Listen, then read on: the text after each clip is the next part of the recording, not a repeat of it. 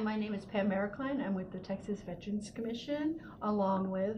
And I'm Jennifer Paulson with Texas Homeless Network, and we are joined today with Jennifer, and I'm going to have her introduce herself and tell what she does.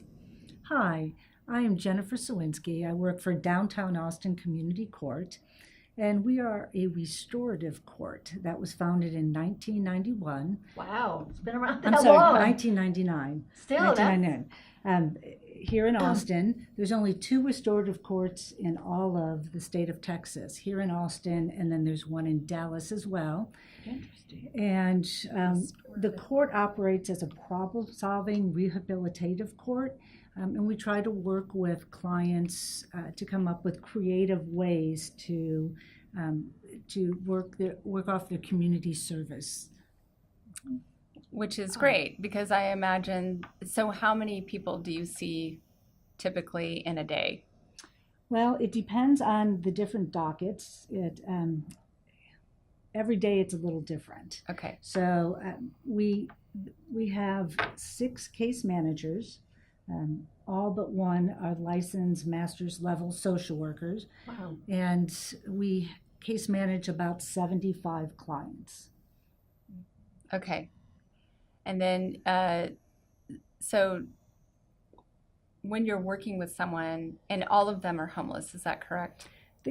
Most of them are. Okay. 99% of the clients we work with are homeless, or we have worked towards housing stability and they are housed now, and we're still serving them with stability case management services so that we make sure they stay housed. Okay. Mm-hmm.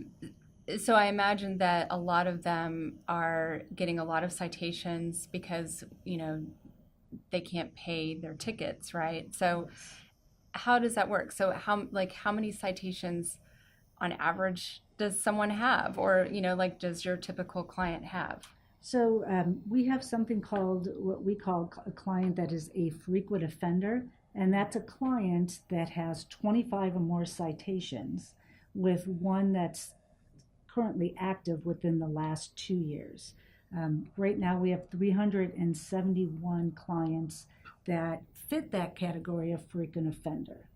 The type of citations that our court works with are all Class C misdemeanors, which are citations like camping or sitting and lying, solicitation, what else? Public intoxication. So we do have a number of tourists that come through, particularly during like F1 and South by that come through. We also have part of our jurisdiction is this little section of West Campus, so it's from Lamar to Guadalupe to 29th. And so we also sometimes have a number of UT or younger students that come in for minor in consumption or misrepresentation of age. Okay. So those are that. So all of the offenses that our court works with are non-jailable offenses. Okay. So a client or a defendant that comes in works off their ticket by paying a fine, sometimes taking a class like a drug or alcohol class, and everyone gets a certain number of community service hours that they are ordered to do. And that's the idea is you're committing your crime, basically, or your offense, not crime, I should say offense. That's a little dramatic. So your offense down in the city, and you have to pay something back to the city, and you're doing that through, picking up garbage or painting over graffiti or whatever that is for that day, whatever the community service is for that day. And how successful are people who are experiencing homelessness and have these multiple citations in fulfilling their community service? So that's where the case management piece comes in, and my staff comes in, where a number of most of our clients that we work with are the very chronically homeless downtown that usually have a significant mental health issue, a significant medical issue, and substance abuse issue. So they are clients that if you say come back tomorrow and work the community service shift we have community service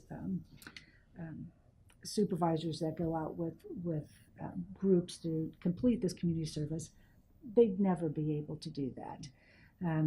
And they also are homeless, so they have no income, so they can't pay a fine. So what the court is trying to do, and that's the restorative part, is to stop that cycle of someone receiving a citation, receiving a fine and community service that they're not capable of completing, and then the citation goes into warrant status, they get picked up on a warrant, they end up going to jail.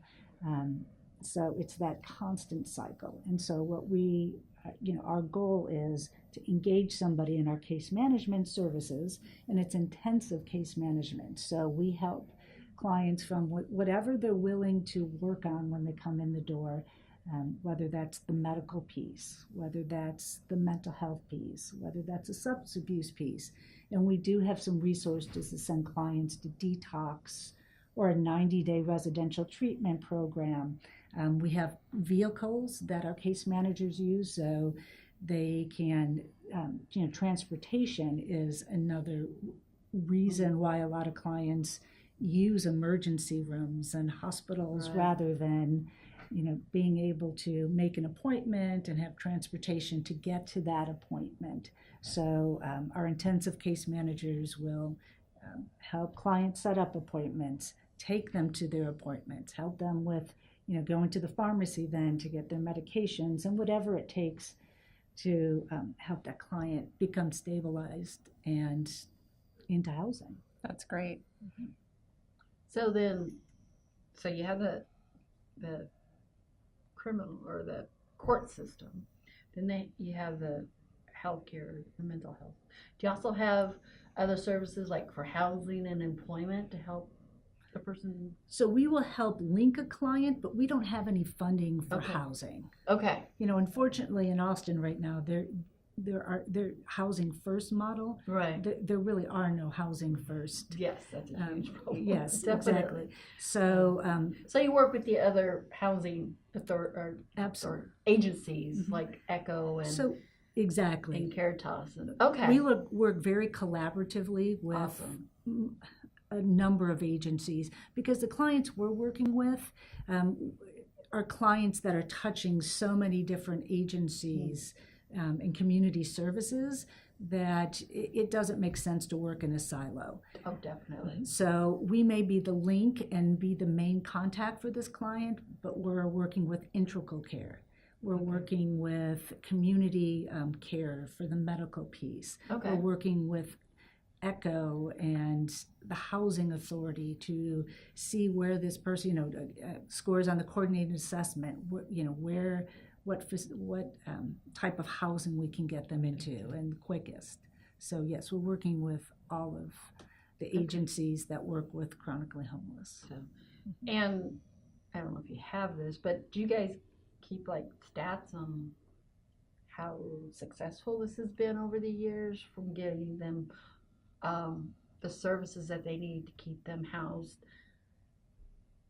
So I don't have those just to quote offhand, but over the years, our goal is to house clients, and since about 2013, we have housed 181 of our chronically homeless in the downtown area. Yeah. And they've seemed to. Is there a good number of them that have state housing? Yes. State housing. State house. State Yes. house. Mhm. So that's awesome. Yes. Because it's you have to, in my opinion, you have to look at the whole person Yes. to keep housing. So do you guys have any track of if you're working with veterans? We do. Okay. If we have somebody that comes in and they are a veteran, we may work with a piece of whatever they need as far as resources and providing resources. The veterans, it's Molly with the outreach Oh, okay. Yes. Yes, from VA. Yes, Yes. from the Molly VA. Bachelet. Yes. Yeah, Bachelet. Last I name. was like, So- "Molly." So we call her almost immediately Okay. because the VA has access to vouchers, and Right. so we could usually get somebody housed much quicker through those vouchers. Okay. So, So good. That's everyone awesome. will take a piece Uh-huh. and work towards getting that client stably housed. Okay. So good. So you're seeing a lot more of the chronically ill Yes, getting housed and staying housed. yes, yes. That's really good. So did you guys totally lost my thought. So I guess, well, I'll take it from the other side. So Okay. for instance, what kind of, you said, of course, housing first is lower barriers. And a lot of times when people have citations or, they're going through a court system, then that prevents them from getting housing. But you're seeing that with housing first, that's helping lower those barriers. The problem is the stock of housing. Is that correct? It is. I mean, I can answer that in two ways. One is I had mapped out our number one frequent offender to give you an idea of just how housing somebody first cuts down on, or well, almost eliminates all of the other resources that client's using. So we have our frequent offender, our number one frequent offender has a diagnosis of schizophrenia, COPD, congestive Ooh. heart failure, Oh. and he has a history of substance abuse. He had 727 citations from 2004 through 2016 with the community court. Wow. He also had 22 bookings into Travis County Jail. He had, between 2014 and March of 2016, 14 911 calls where EMS came out and had to transport him to a hospital.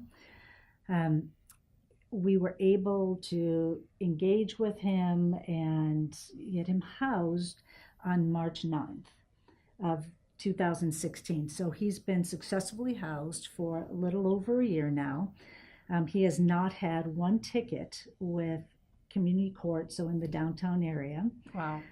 He has had no inpatient hospital stays since being housed, because we were able to then, once he's in a house, have home health come in. They help him with his medications. They help him with his doctor's appointments. We have a house called doctors come in. So medically, he's stabilized as well.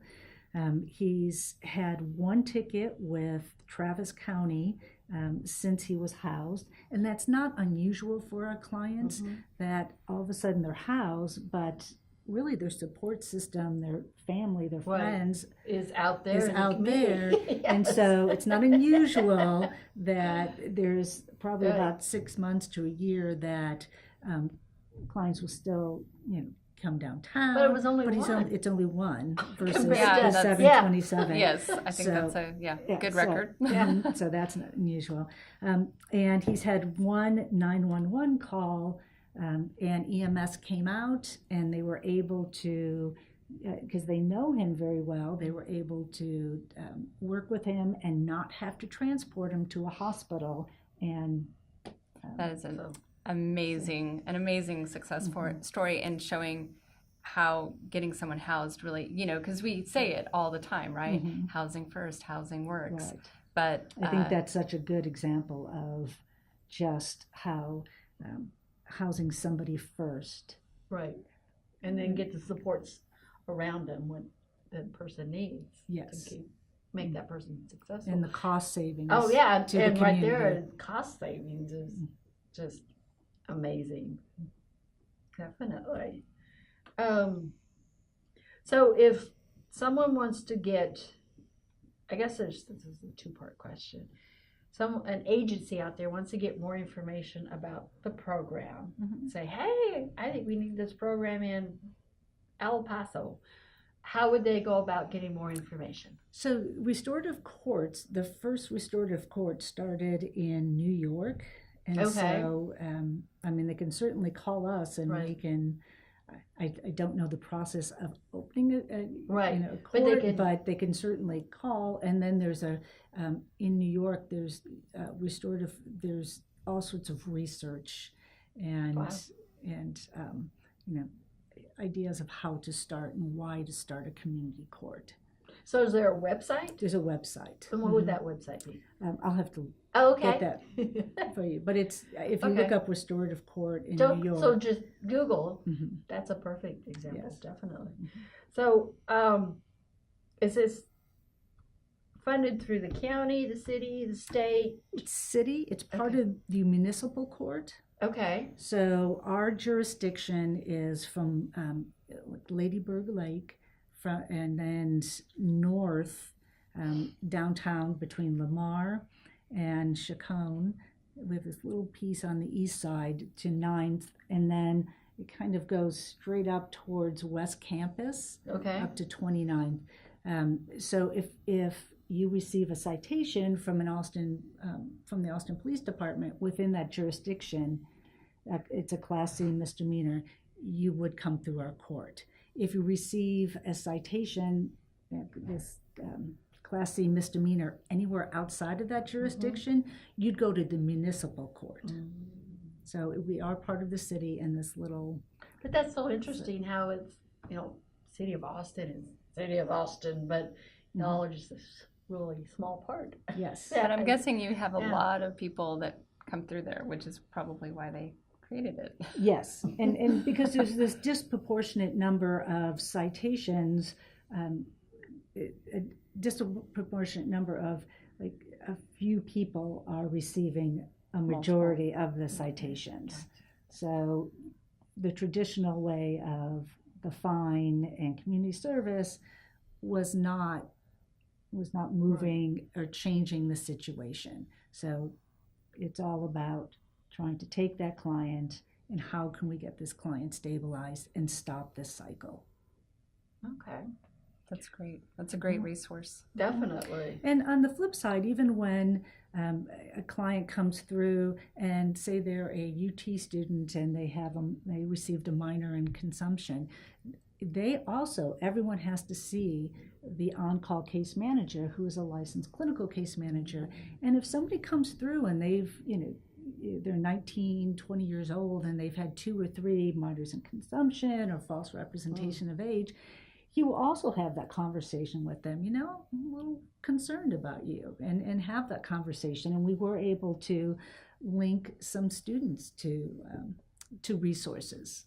Okay. Even when they probably didn't think they needed it. Right. Exactly. But I don't have a and some of problem. them were relieved that he brought it up and said, Right. I do Which need is- some help. I yeah. do feel like I need help. Which is really good, because I know that's been in the news.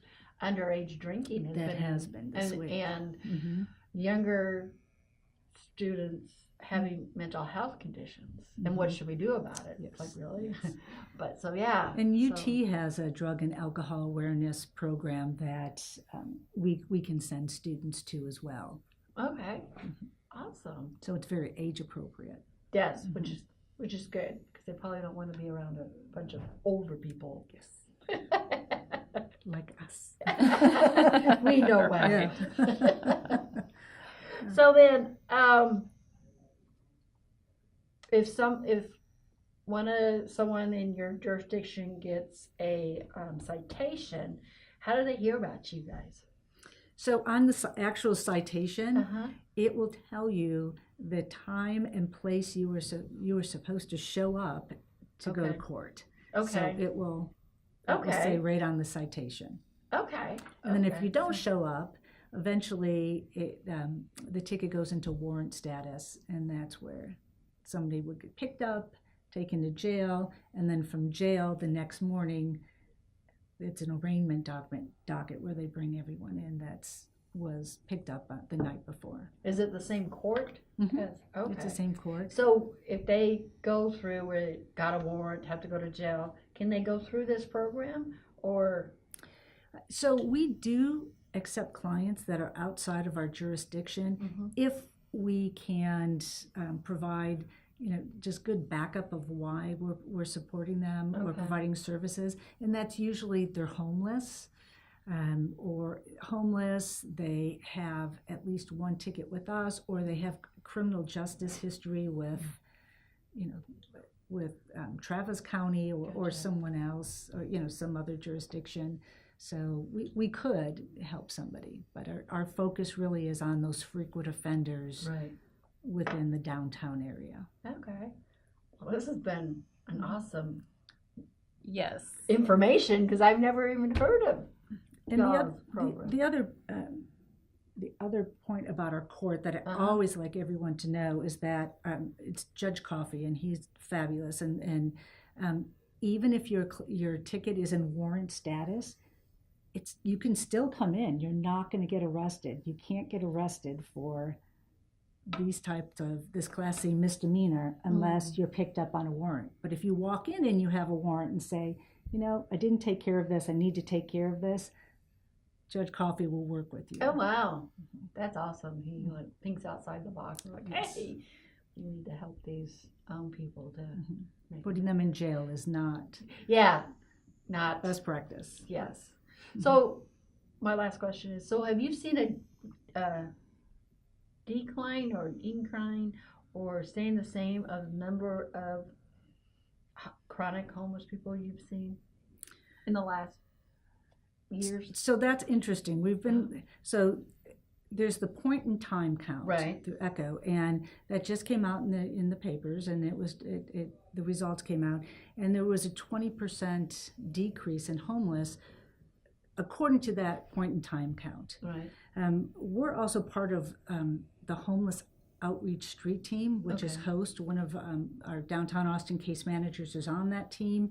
When I look at their numbers, where they're going into different camps or the encounters they have with the homeless population, those numbers are going up.